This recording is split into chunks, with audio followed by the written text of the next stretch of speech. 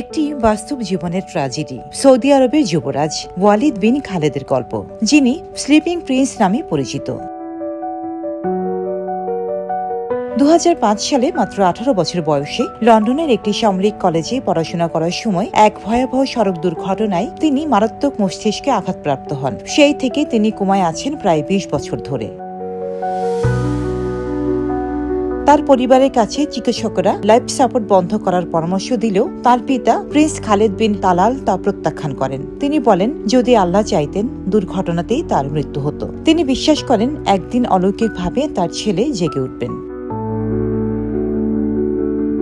2019 সালে একটি ভিডিওতে দেখা যায় তার খালা প্রিন্সেস নোরা বিনতে তালাল তাকে হ্যালো বললে তিনি আঙুল নাড়িয়ে সাড়া দেন। এই ভিডিওটি সামাজিক মাধ্যমে ভাইরাল হয় এবং অনেকেই তার সুস্থতার জন্য প্রার্থনা করেন।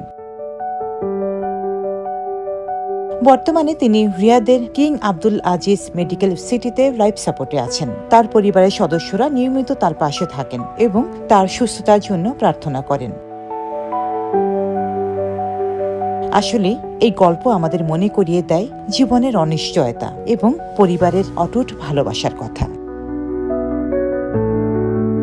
রোজিনা রোজি, দেশকাল নিউজ।